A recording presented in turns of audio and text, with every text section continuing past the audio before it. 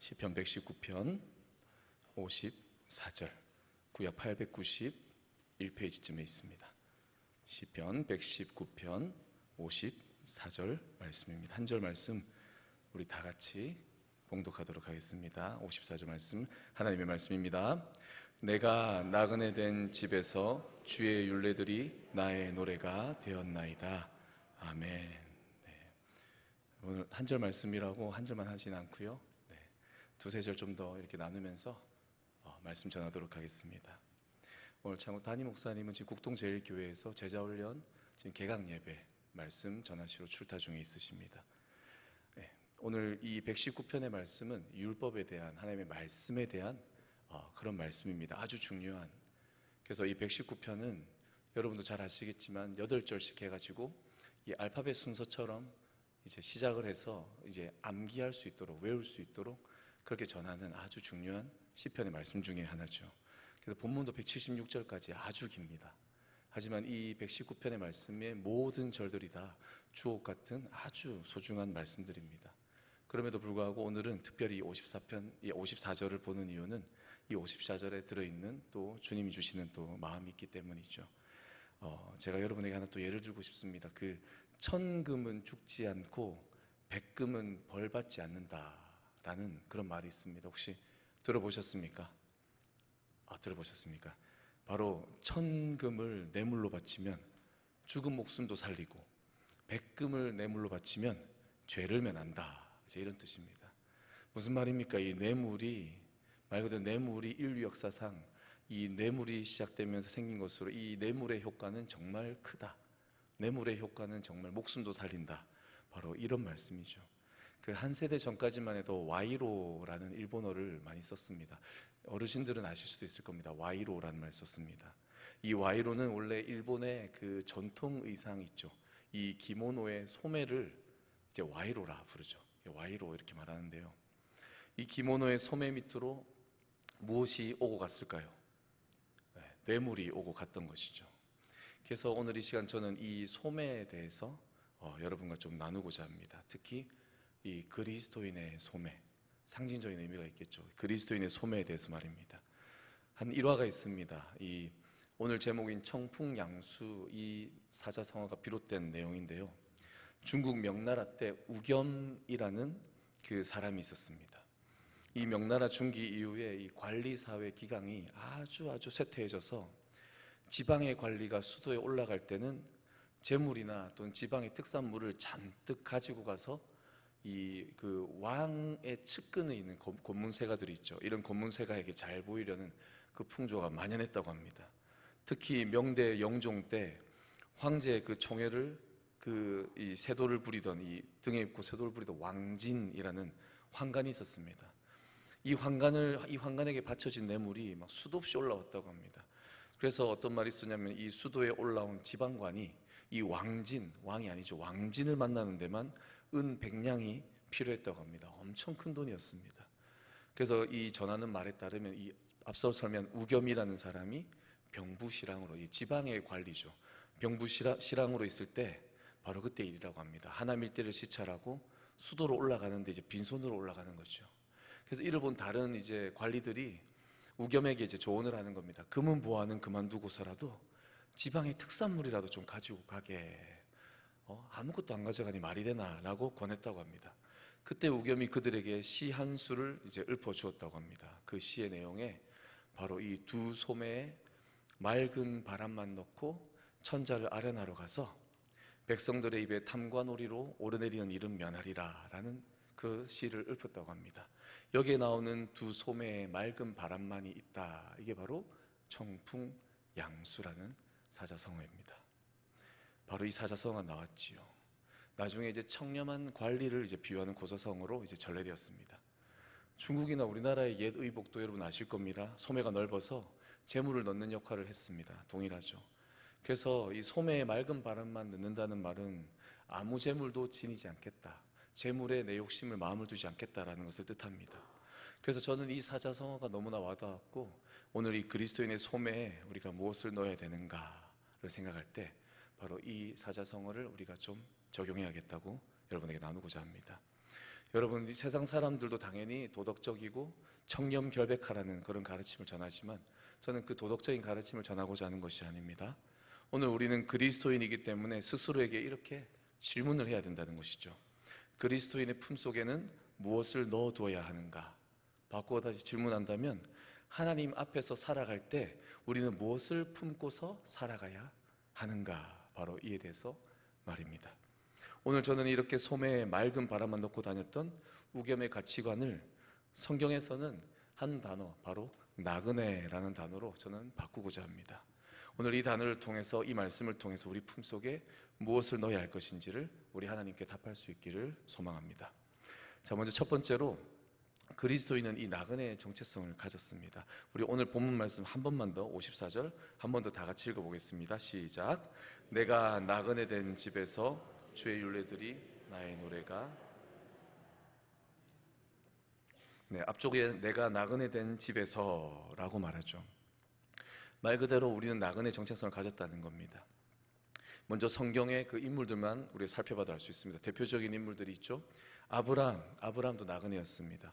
그는 사라가 죽고 나서 헷 족속에게 그녀를 위한 매장지를 사기 위해서 창세기 23장 4절에서 이렇게 말합니다. 나는 당신들 중에 나그네요 우고한 자니라고 스스로를 표현합니다. 또 야곱도 나그네였습니다. 요셉과 제할 당시에 바로에게 창세기 47장 9절에서 이렇게 말합니다. 내 나그네 길의 세월이 130년이니이다 라고 자신의 인생을 표현합니다. 모세도 우리 한번 볼까요? 나그네였습니다. 출애굽기 2장 22절에 그가 아들을 낳음에 모세가 그 이름을 게르솜이라 하여 가로되 내가 타국에서 객이 되었음이라 하였더라. 즉 그의 첫 번째 아들을 통해서 그의 나그네 된 인생을 고백하고 있는 것이죠. 보통 이름에 그 사람의 인생이 나타나니까요. 그리고 결국 이스라엘이 나그네였습니다. 왜요? 바로 하나님께서 이스라엘을 나그네다라고 지칭하시기 때문입니다. 출애굽기 22장 21절 말씀 우리 다 같이 한번 읽어보겠습니다. 시작. 너는 이방 나그네를 압제하지 말며 학대하지 말라. 너희도 애굽 땅에서 나그네였음이니라. 아멘. 그렇다면 이렇게 하나님께서 나그네다라고 말씀하시는 그 정체성이 무엇일까요? 바로 하나님께서 친히 이끄시고 주목하시는 민족은 강한 민족이거나 넓은 땅을 가졌거나 많은 것을 가진 민족이 아니라는 것입니다. 하나님이 이끄시는 그 대상, 택한 그 민족은 이 땅에서 만족함을 누리는 민족이 아니라 바로 하늘의 만족을 누려야 되는 민족이라는 것이죠. 그래서 우리 그리스도인에게도 이 이스라엘과 같이 하나님께서 택한 백성으로서 나그네라는 정체성이 있다는 것입니다. 그래서 혈통으로도 영적으로도 스며들어 있습니다. 오늘 전반부에 내가 나그네 된 집에서 라는 말씀처럼 여러분, 우리가 살고 있는 집은 우리가 잠시 거쳐가는 곳입니다. 우리 지금 살고 있는 여러분의 집은 인생에 잠시 거쳐가는 곳입니다. 믿으십니까? 네. 집을 가보면 또 잠시가 아니라 영원히 살 것처럼 이제 꾸밀 수도 있겠죠. 그런데 이 세상은 우리가 정말 잠시 사는 곳이기 때문에 여러분, 우리는 너무 많은 것을 갖추려고 하지 않기를 바랍니다. 움켜진 손을 펴고 모으지 말고 나누고 영원히 살 것처럼 갖추는 게 아니라 도리어 당장이라도 떠날 수 있을 것처럼 내어놓기를 바랍니다. 우리는 이 땅에서 영원히 살 것처럼 때로는 또 사는 그런 모양새를 가지기도 합니다. 그래서 우리는 하나님 앞에서 올바른 정체성이 필요하다는 겁니다. 예수님도 말씀하셨습니다. 요한복음 14장 2절에서 3절 말씀에서 제자들에게 말하고 있죠. 이 또한 우리 다 같이 한번 읽어보겠습니다. 내 아버지 집에서 거할 곳이 많도다. 그렇지 않으면 너희에게 일렀으리라. 내가 너희를 위하여 가서 너희를 위하여 거처를 예비하면 내가 다시 와서 너희를 내게로 영접하여 나 있는 곳에 너희도 있게 하리라. 아멘. 우리 예수님이 이렇게 말씀하셨죠.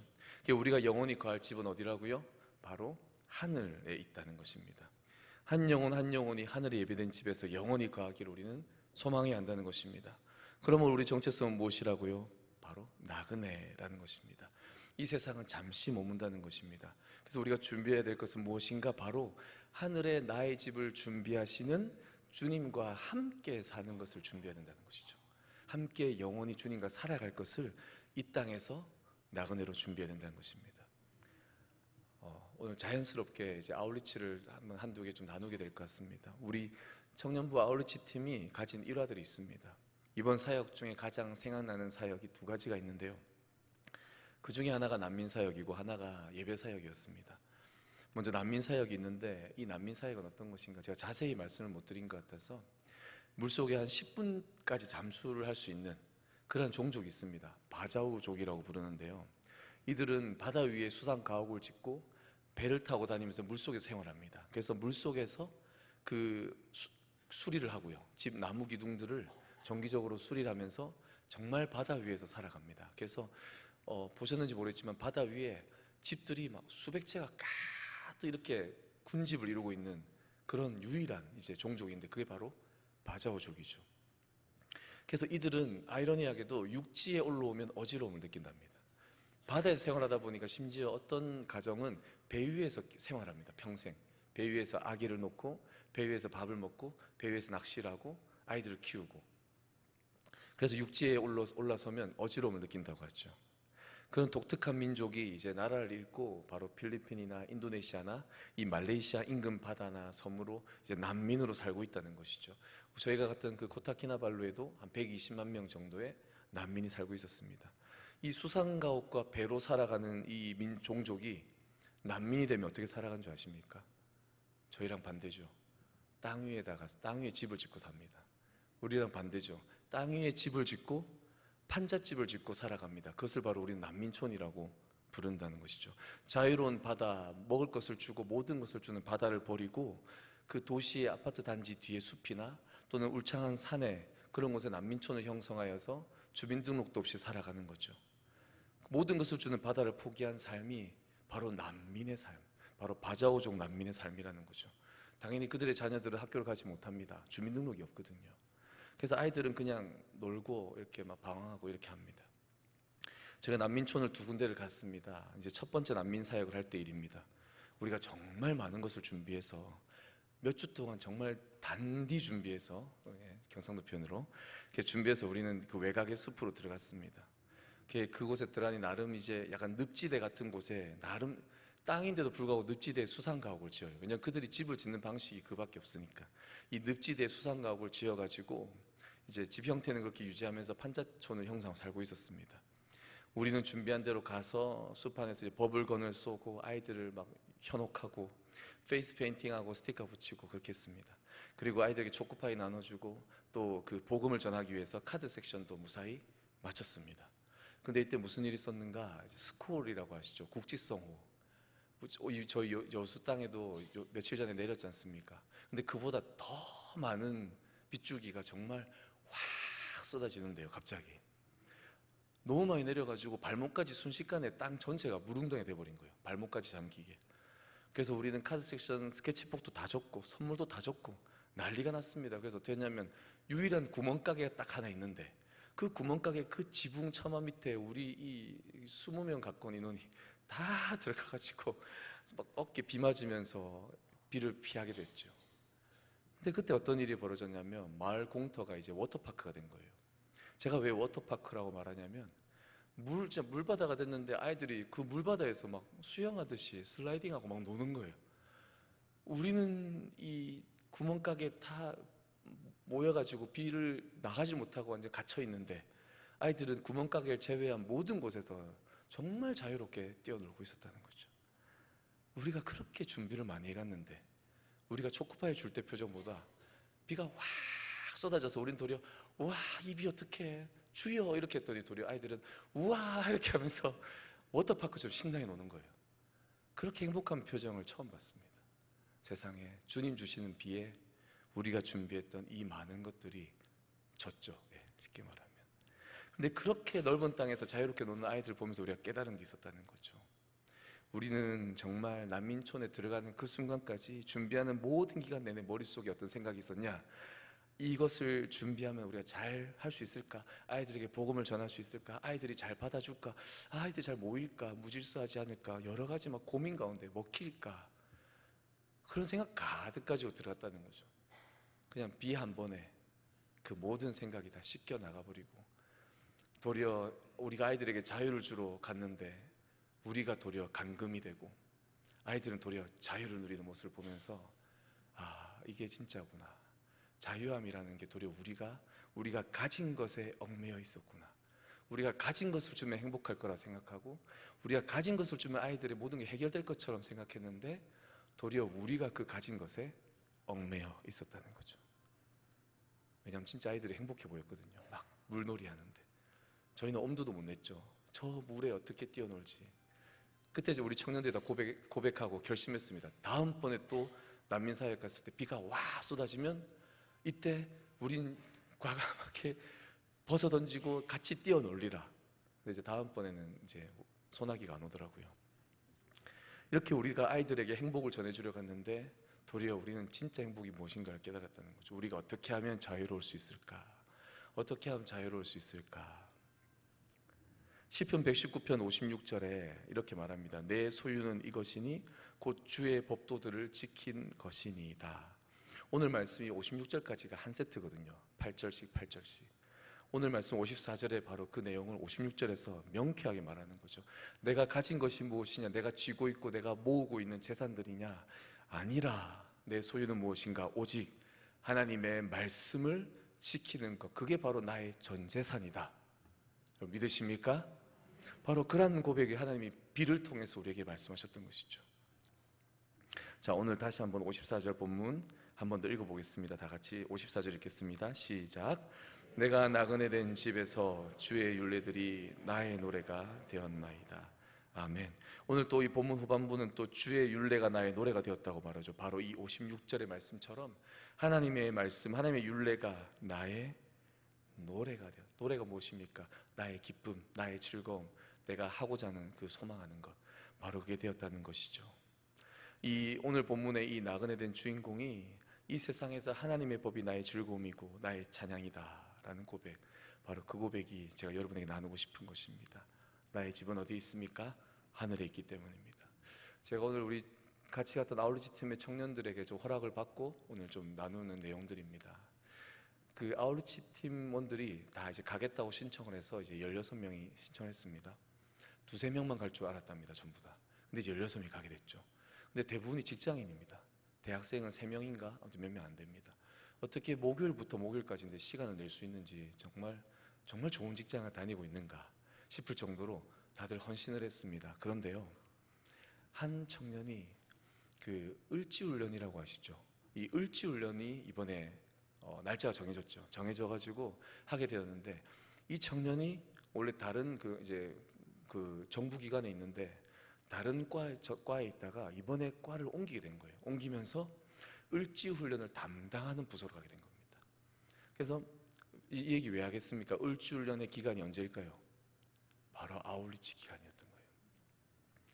이 청년은 이미 3달 전부터 비행기 다 신청하고 다 이미 티켓팅하고 다 해놨는데 세상에 을지훈련을 받아야 되고, 근데 그 담당을 하는데 본인은 이제 휴가를 미리 냈기 때문에 휴가를 낼 수 있으니까 냈는데, 분명히 이거 이제 허락을 받았는데 과가 바뀌고 나니까 다시 뭔가 허락을 받아야 되는 분위기가 되고 그렇게 된 거죠. 곤란한 일이 생긴 거죠. 여러분, 우리 인생이 이럴 수 있다는 겁니다. 나는 하나님의 나라를 위해서 정말 헌신하려고 정말 준비했는데, 근데 내가 속한 사회생활을 할 때 세상 사람들은 나를 그리스도인으로 보잖아요. 그럼 그때 내가 을지훈련을 담당하는 부서에서 만약에 전 휴가 가야 됩니다, 이미 휴가 결제 받았는데 휴가 가야 됩니다라고 만약 우기고 간다면 하나님 나라를 위해서 가는데 정말 내가 속한 그 직장에서 하나님 나라를 이룰 수 있을 것인가? 이게 바로 우리 직장인들의 딜레마 아닙니까? 제가 직장 생활할 때도 술에 대한 거, 담배에 대한 거, 또는 여러 가지 야근이든 뭐든 이런 도덕적인 모든 부분에 대해서 저도 많이 정말 힘들었거든요. 욕도 많이 먹으면서. 그래서 저희 과장님이 그 담배를 진짜 골초셨어요. 골초. 하루에 2갑을 피셨어요. 근데 과장님이 피러 나갈 때마다 저는 믹스커피 타가지고 나갔어요. 왜 그랬을까요? 왜? 술도 안 먹지, 담배도 안 피지, 과장님이랑 친해지려고 하루에 믹스커피를 한 14잔 정도 먹은 것 같아요. 그게 지금 바로 이 청년이 그런 딜레마 가운데 있는 겁니다. 하나님 나라의 일을 하고 싶은데 정작 내가 속한 직장에서 그리스도인의 향기를 드러낼 수 있는가? 우리는 이렇게 고민하게 된다는 거죠. 청년의 고민은 이 고민이지만 여러분에게도 각자의 이런 비슷한 고민이 있지 않겠습니까? 찾아오지 않겠습니까? 바로 이런 신앙생활의 딜레마, 세상과 하나님 나라 사이에서 이 갈등, 그래서 우리는 이 고민거리를 미리 당겨서 고민하고 어떻게 하면 좋을까, 또는 인간적인 방법으로, 또는 내가 가진 방법으로 해결하려고 플랜 B, 플랜 C를 말하곤 하죠. 어떻게 합니까? 특히 기도응답이 없을 경우, 기도하다가 기도응답이 없을 경우라는 하나님이 주지 아니하는 그 객관식 항목을 만들어서 우리는 B, C, D 이렇게 만들죠.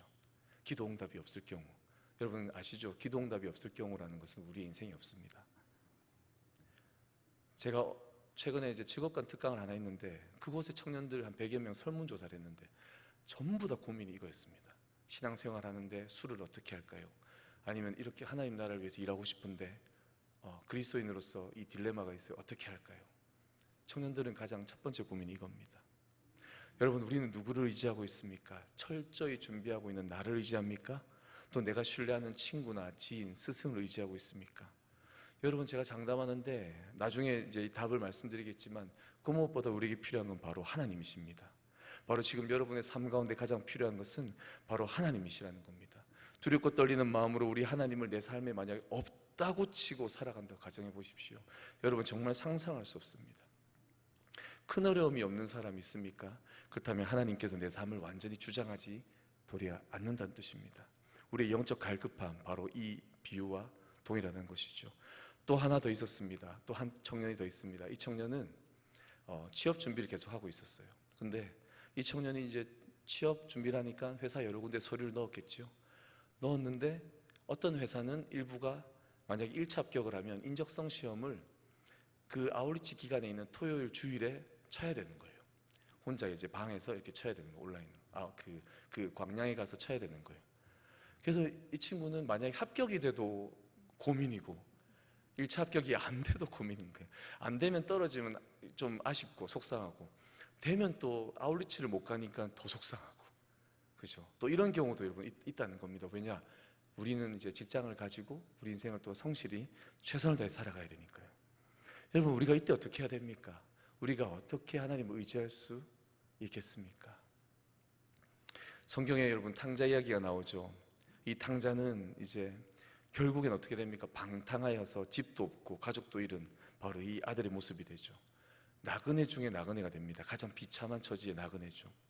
이 둘째 아들 탕자는 그래서 자신의 그 나그네 중에 나그네 된 이 비참한 처지를 인정하고 어떻게 합니까? 아버지 집을 향해 가게 됩니다. 어떻게 해요? 종으로라도 내가 살리라. 즉 모든 자존심을 내려놓고 아버지만을 붙들기 위하여 간다는 것이죠.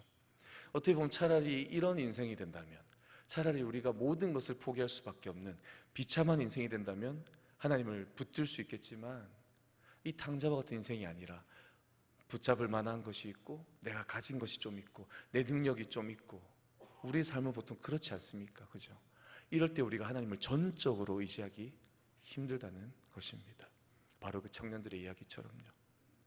오늘 본문에서 이 주의 율례들이 말하는 핵심은 무엇입니까? 바로 하나님께서 우리를 구원하시고 우리를 보호하시고 이 아버지 되심에 대한 것이기 때문에 시편 저자는 기쁨과 즐거움이라고 말합니다. 무슨 말입니까? 자신이 죄인이기 때문에 죄인된 자신을 구원해 주심으로 인하여, 즉 하나님의 전적인 구원의 회복으로 인하여 찬양한다는 것이죠.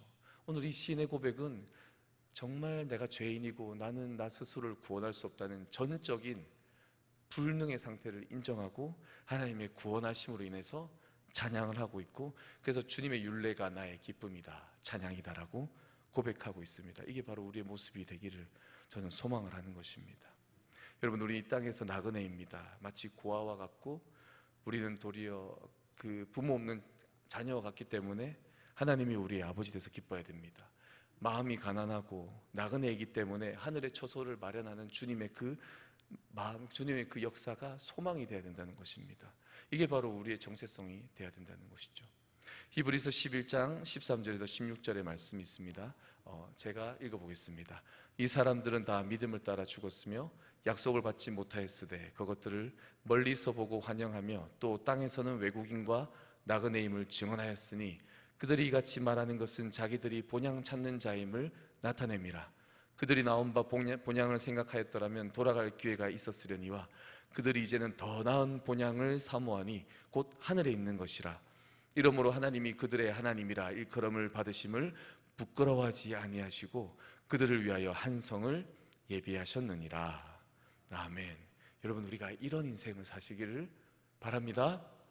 바로 이런 인생이 바로 우리 인생이 되기 위해서 우리는 방금 말씀드린 것처럼 고아와 같은 우리의 모습을 인정하고 집이 없는 나그네와 같은 인생이 내 인생이라는 것을 인정해야 하늘의 집이 보이고 그리고 우리의 부모된 우리 주님이 보인다는 것입니다. 그렇다면 나그네 된 우리는 어떻게 살아야 됩니까? 다시 처음의 내용으로 돌아가겠습니다. 이 청풍양수란 사자성어가 있다고 했죠. 그리스도인의 소매에는 그리스도인의 정체성만 있어야 됩니다. 우리 소매에는 움켜질 것이 없어야 한다는 것입니다. 우리 소매에 우리가 가지고 있고 쥐고 있는 우리의 것들을 다 비울 수 있어야 한다는 것입니다. 바로 이 우겸이 말하듯이 맑은 바람만이 있어야 된다는 것입니다. 그리고 두 번째로 초점을 맞춘다면 이 그리스도인 소매를 다 비웠다면 바로 이 소매에는 맑은 바람만이 있어야 된다는 것, 이것에 초점을 맞추고자 합니다. 저는 마치 이 맑은 바람, 이것을 이제 히브리어로 루아흐처럼 바로 우리 성령님이 생각이 나서 여러분에게 그리스도인으로서 성령을 나누고자 합니다. 우리 삶의 모든 것을, 소매의 모든 것을 비웠다면 이 속에 채워야 될 것은 무엇인가? 바로 성령으로, 우리의 그 성령의 바람으로 우리의 인생을 채워야 된다는 것입니다. 여러분, 성령을 따라 사는 사람은 어떤 사람인가? 바로 좀 전에 나눈 것처럼 하나님만을 바라보는 사람입니다. 마치 천수답을 짓는 사람처럼 하늘만을 바라보며 정말 비가 확 쏟아질 때 낙심하는 게 아니라 그 비에 도리어 자유할 수 있는 아이들처럼 바로 우리의 가진 모든 것을 비우고 하늘만 바라보는 바로 그러한 인생이 바로 이런 인생이라는 것입니다. 그런데 하나님께 맡기는 것은 쉬운 일이 아닙니다. 오죽 힘들면 여러분 잘 아시는 책이 있죠. 내려놓음이라는 책이 있죠. 그 책을 쓴 저자가 또 지은 책이 있죠. 뭡니까? 더 내려놓음입니다. 더 내려놓음의 내용의 주제는 뭡니까? 결국 계속 내려놓음이라는 주제입니다.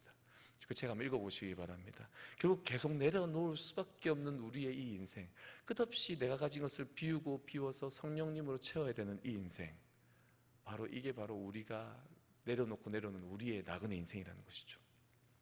우리 청년부 아울리치 팀의 두 가지 사역이 생각이 난다고 했습니다. 첫 번째는 아까 말씀드린 난민 사역이었습니다. 두 번째는요, 여러분, 주일 예배 사역입니다. 이 주일 예배 사역을 좀 나누고자 하는데요, 이 주일에 한인교회를 섬기고 도울 수 있는 대표적인 사역입니다. 주일에 우리가 찬양 인도하고 제가 설교를 하면 그 주만은 그 목사님께서 또 찬양팀이 또 성도님들이 전적으로 예배에 집중할 수 있고 쉴 수 있기 때문이죠. 그래서 그렇게 공급받을 수 있도록 우리가 예배를 담당했습니다. 10시 그 어른 예배와 그 다음에 12시에 또 1시에 청소년 예배를 우리가 드렸습니다.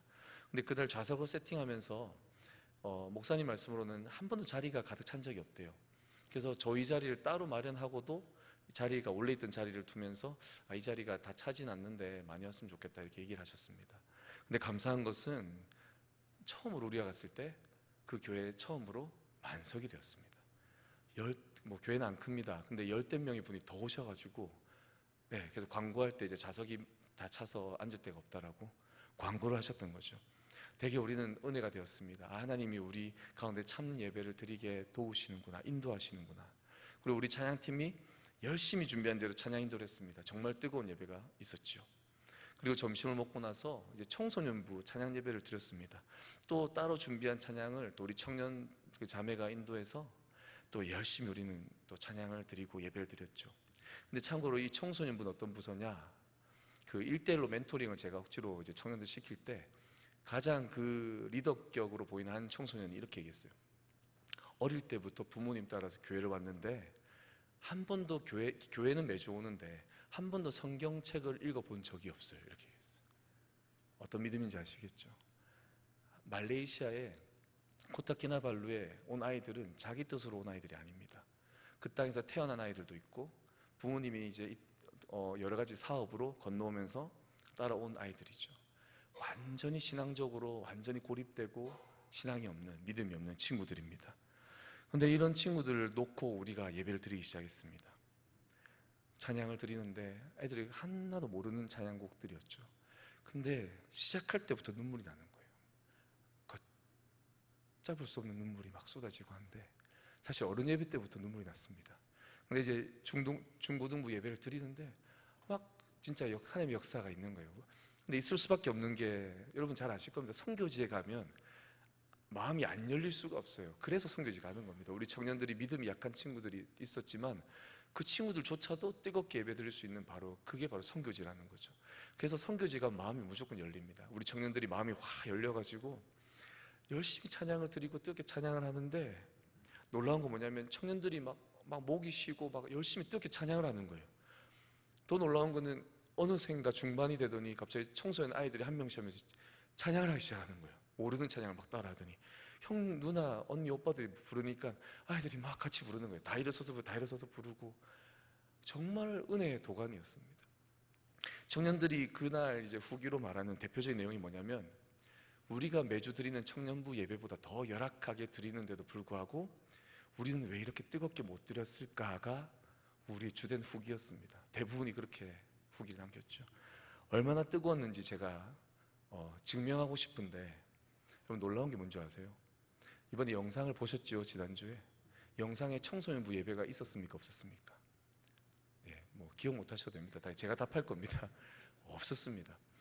정말 놀라운 게, 그 자리에 그 현지 전도사님은 뒤에서 울면서 기도하면서 예배드리고 있고, 성도들도 막 그냥 예배드리고 있고, 우리 청년들 당연히 다 찬양하면서 은혜 받고 있고, 청소년들 전부 다 예배드리고 있고, 아무도 사진 영상 안 찍은 거예요. 아무도 안 찍은 거예요. 그 자리에 그 교회 예배당에 모두가 그저 주님을 찬양했습니다. 그저 주님께 예배드리고 뜨겁게 예배드리고, 정말 그렇게 뜨거운 예배가 없었어요. 여러분 믿으십니까? 그래서 증명할 수가 없습니다. 여러분, 이 영상을 보여주고 싶은데 그냥 우리만 해. 마치 너무나 아름다운 곳에 가면 사진 찍을 생각이 없고 그냥 그저 그곳을 감상하는 것처럼 마치 그곳의 예배를 우리가 만끽해야 했던 것이죠. 이게 바로 우리가 드렸던, 바로 성령님께서 역사하셨던 예배입니다.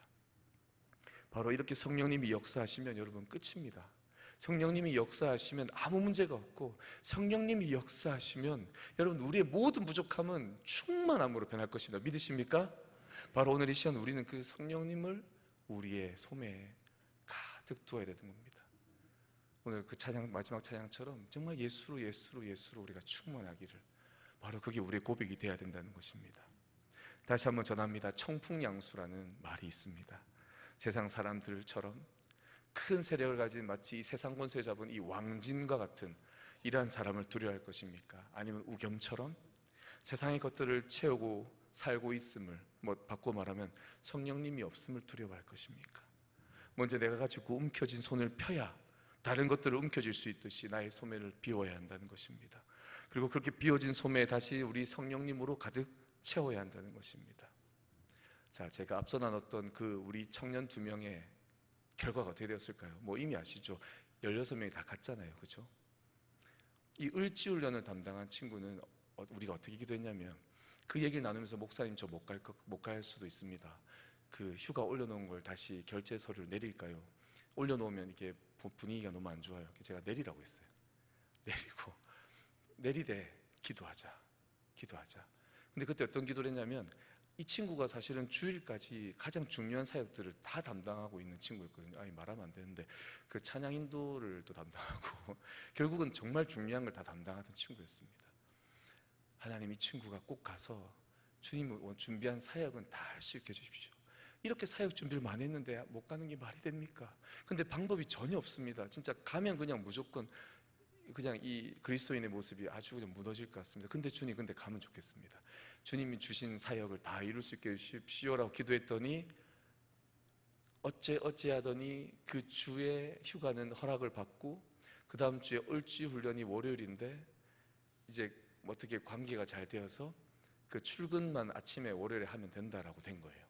근데 그 놀랍게 시간을 알아봤더니 비행기 시간이 절묘하게 일치가 되어서 주일 사역 다 끝내고 주일 밤 11시 비행기 타고 왔더니 월요일 아침 9시 출근을 했습니다.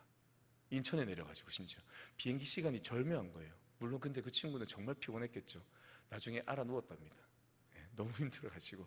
근데 중요한 건 뭡니까? 우리가 그 친구가 준비한 사역은 정말 다 했어요.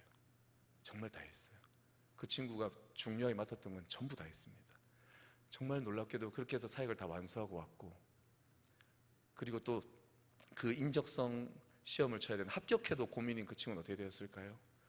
이제 그때 금요 기도회 때 여러분 기억나시죠? 청년들이 다 모여서 제가 설교할 때 기도했지 않습니까? 그 전까지 우리가 기도했습니다. 제가 그때 어떻게 조언했냐면 이렇게 조언했어요. 내 차 앞에 들어오는 차가 아닌 이상은 걱정하지 말자 이렇게 했어요. 왜냐하면 그 친구가 너무 걱정을 많이 하는 거예요. 비유로 얘기한 거죠. 벌어지지 않는 일을 걱정하지 말자고, 그냥 기도하자. 그러고 나서 기도를 했습니다. 금요 기도회를 뜨겁게 우리가 다 같이 기도하고 끝나고 나가서 인사를 하는데 이제 그 친구가 목사님, 이제 광양에서 시험을 이제 합격을 두 개나 합격한 거예요. 토요일에도 합격하고 주일도 합격하고 이 친구는 그냥 못 가는 거예요, 사실은. 근데 이 친구가 목사님, 온라인으로 바뀌었어요 이렇게 하는 거예요. 그래서 어떻게 하면 되냐면 인터넷만 되면 되는 거예요. 한 공간에서 인터넷으로 인적성 시험을 토요일도 주일도 치면 되는 거예요. 그래서 그냥 원래대로 일정대로 가서 사역 다 하고 딱 시험만 그 목양실 가가지고 시험 딱 치고. 네. 할렐루야. 네. 여러분, 우리가 하나님을 의지하면, 제가 너무 나누고 싶었던 간증이거든요. 우리 담임 목사님도 말씀하셨잖아요. 이 간증이 중요하다고. 하나님만 의지하고 기도하면 우리의 모든 내가 할 수 있는 인간적인 것들을 다 포기하고 그저 붙들고 기도하면 이적과 기사는 이루어진다는 거예요. 하나님만 의지하고 살아가면 이 땅이 바로 이곳이 여러분 우리가 갔던 선교지와 같은 역사가 이루어진다는 것입니다. 믿으십니까? 그렇게 우리의 모든 내가 가진 재능과 가진 것들, 눈에 보이는 것들 다 중요합니다. 하지만 그 모든 것들은 두 번째, 그저 성령님이 내 안에 충만히 역사하셔서 하나님만 이끌어 주십시오, 인도해 주십시오라고 여러분 나의 인생을 맡기신다면 여러분 정말 여러분 하나님께서 놀라운 역사와 열매들을 이루실 것입니다. 고린도전서 6장 12절의 말씀으로 마무리하고자 합니다. 우리 다 같이 한번 읽어보겠습니다. 시작. 모든 것이 내게 가하나 다 유익한 것이 아니요 모든 것이 내게 가하나 내가 무엇에든지 얽매이지 아니하리라. 아멘. 여러분, 우리는 정말 모든 것이 가합니다. 우리는 뭐든지 할 수 있죠. 동시에 하나님이 우리에게 주시는 것, 바로 그것을 위해서 또 그 모든 것을 포기하는 놀라운 인생. 소매의 모든 것을 다 비우고 이곳에 무엇을요? 우리 성령으로 가득 채우시는 귀한 인생들 되셔서 세상이 감당치 못하는 인생들 되시기를 주님의 이름으로 소망합니다. 기도하겠습니다.